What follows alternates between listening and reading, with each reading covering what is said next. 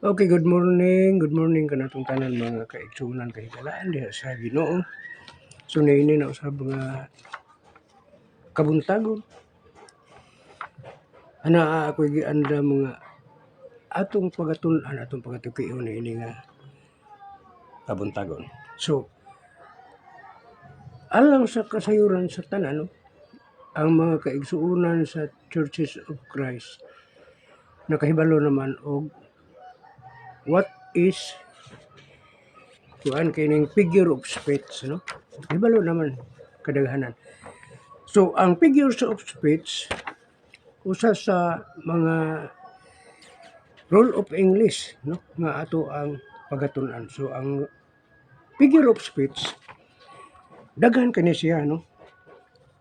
So munang atong pagasugdan sa pagtuon niini nga kabuntagon. Una, ang figure of speech nagalangkob kini sa paradox, synecdoche, hyperbole, allegory, irony. So daghan no ang naglangkob sa mao nga figures of speech. So, unahon na to pag tuki ang paradox. Unsa ang paradox no? Ang paradox mga igsoon mga higala nagaingon din a contradictory but true statement that immediately catches attention. So contradictory kanang contradict sa mga dunay mga words som contradict muna siya kuan sa paradox. Pero bisan to contradict siya pero nakakuha kini atensyon. Dali kay si mo catches og atensyon sa tao. So una ang example na to sa paradox kining sa Mateo 16:25 no ato aning basahon no Mateo 16:25. Mateo 16:25.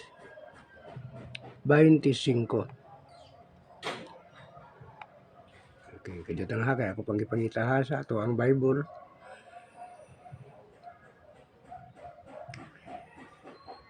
Okay, 16:25. Okay. So muna ha. Ang gayon rin sa paradox, contradictory but true no. Contradict siya pero tinuod. Og kini dali maka catches og attention. Ngano man? So one of the example kining sa Mateo 16:25. Okay. Nagayon din for whosoever will save his life shall lose it, and whosoever will lose his life for my sake shall find it. Bisan kinsa, sumunang giingon nga contradict no kay bisan kinsa nga mga luwa sa iyang kinabuhi mawad-an Hinoon. Og si bisan kinsa nga mawad-an sa iyang kinabuhi tungod kanako hikaplagan Hinoon ang kinabuhi. So naga-contradict. No? Gusto ka nga mabuhi unta apan ngayon din bisan kinsa nga magluwa sa iyang kinabuhi mawad-an Hinoon. No, mawala Hinoon. So bisan kinsa nga gusto mawala sa iyang kinabuhi tungod kaniya tungod ni Kristo makakaplag Hinoon sa kinabuhi. Nga naman, because Jesus Christ is life. So, yun na. Muna siya ang gipasabot sa paradox. Contradict, but true statement. Tinuod nga statement. So, na. Napay usa. Kining synecdoche. Synecdoche, sa kuan gihapon nino sa uban gyapon ni sa figure of speech. Okay. The use of a part to stand for the whole or the reverse of it. No, so, kanang mubarog ka, igamit nila sa igamit mo ni nga parte sa pagbarog for the whole or the reverse apan atras hinoon sa luyo hinoon, no? So example, ang Luke 1, 6 to 29, taas-taas. So ato lang pick upon ang mga verse nga angay ini, no? Sa Lucas, pick upon na nato kay taas kayo, no? Ang mao nga gihatag example sa okay, Lucas ta.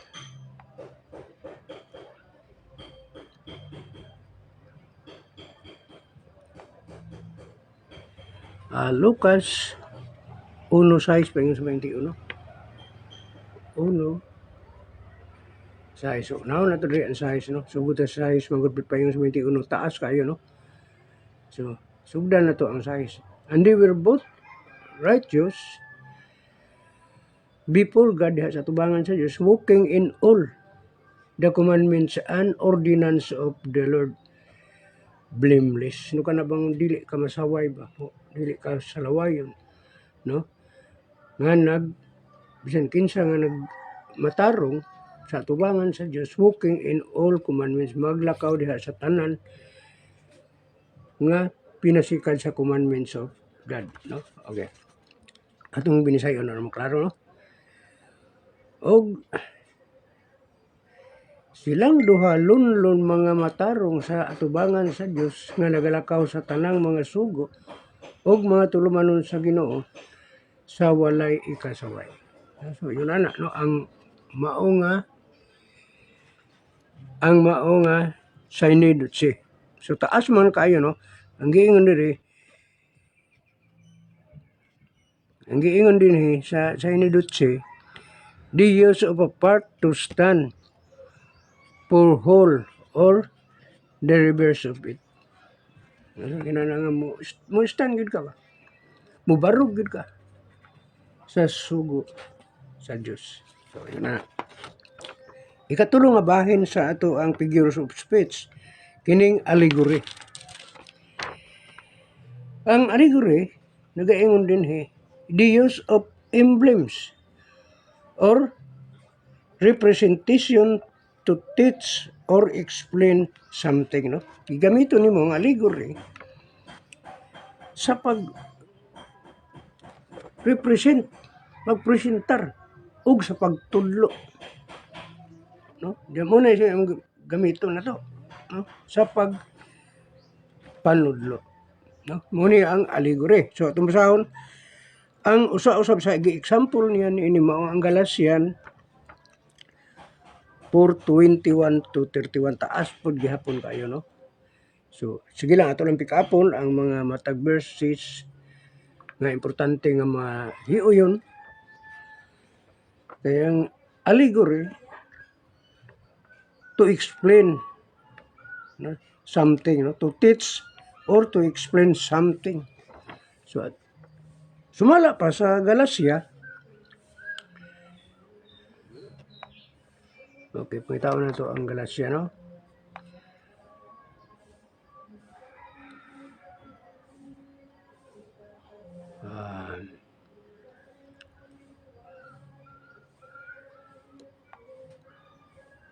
Sumala pa sa Galacia 4:21 to 31.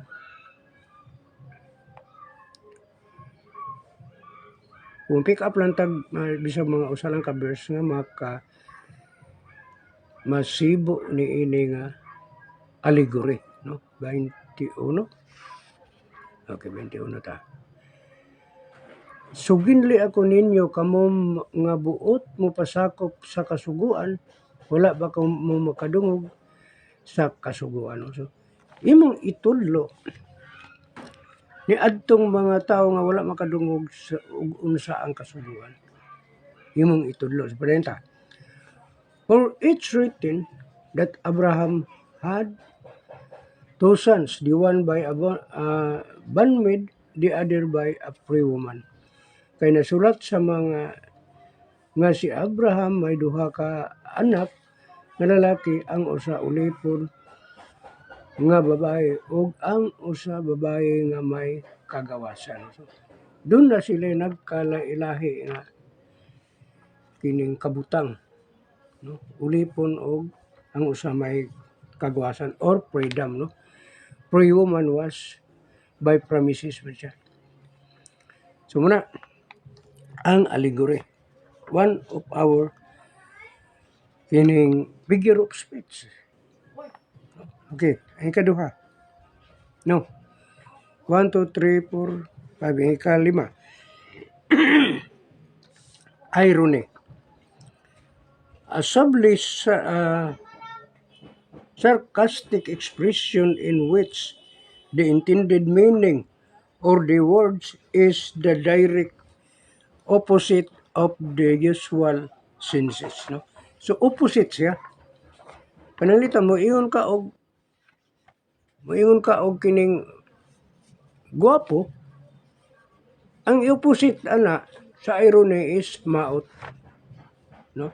So doon na siya opposite. Mao ra gyapon sa contradictory. Contradict, no? So ingon ana ang kining mao nga irony. So usa ni sa amo ang tun-an sa theology nganong naabot po din namo ang irony tungod kay usa pa ni siya sakop man ni siya sa kining figure of speech. So ang figure of speech daghan kayo ang nahiuyon ini. So yun na. Now ang ikatulo o ikaunom, personification, the giving of human characteristic or di na ito maklaro, no? Characteristic of manimate, no?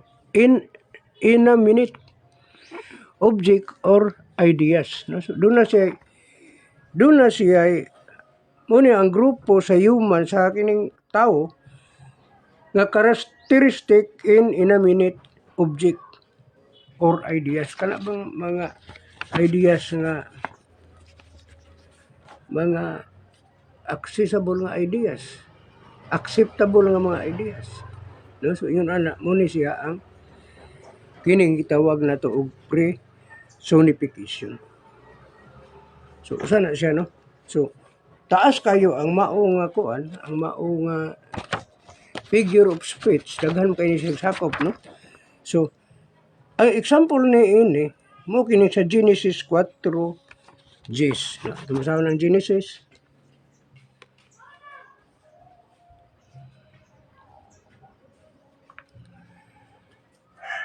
Okay.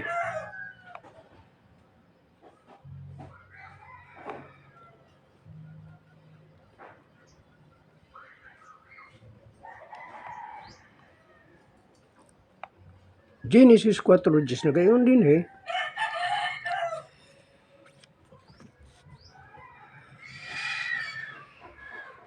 ug miingon siya unsa ang gibuhat mo.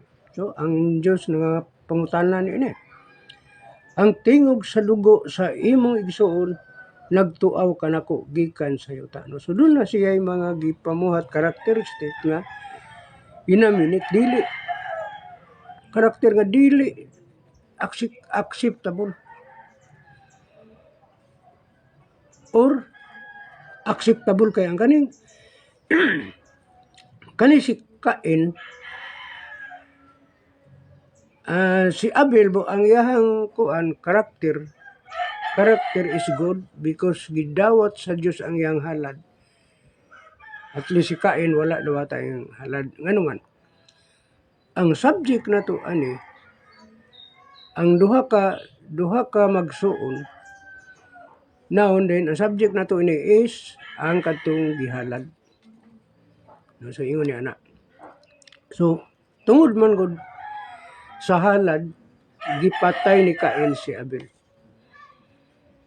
Sumao na nga inaminit characteristic of human. Dili acceptable ang sa side ni Cain, acceptable ang sa side ni Abel.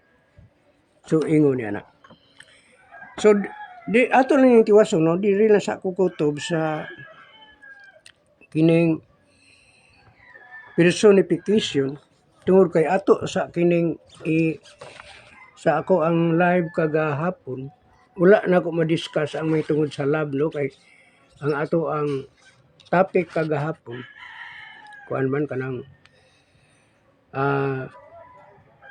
faith, hope, and love man. So ang faith and hope mo akong na-discuss, ang love wala. So ako na lang idalikyat po, no?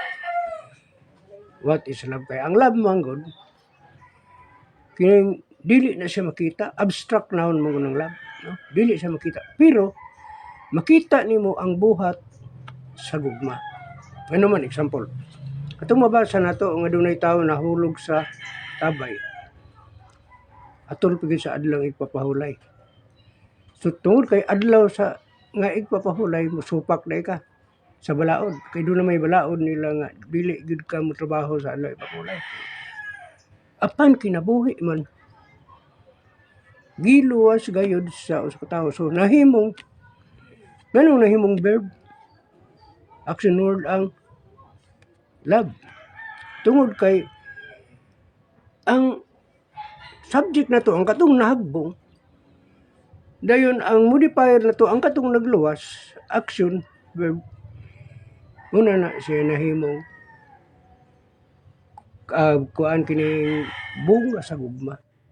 Work of love. No, so yun na, no? Ang gugma. So mao gani na nga, kinahanglan mong doon na kitay maayo nga pagtuon sa Bible, pinaagi sa pamalandong una. No, so daghan kini salamat ni nga kabuntagon mga kaigsunan. Nagpasalamat ako, no, sa atong mga viewers, no, si akong igaga si Rosie de Salvia Mirontos o ang ato ang kauban chaplain Jenny Kalibog nagwatching usab, no. Salamat kayo kining chaplain. Naara tayo meeting karong Webes na ito, no. So ato lang unya nang ipahibalo sa ato ang group chat nga karong first kuan na to, monthly meeting ang kanang karong Webes nga mahitabo dito sa mawag gyapon sa Lapasan, no. Okay, daghan kay salamat o maayong buntag kanatong tanan. God bless us all.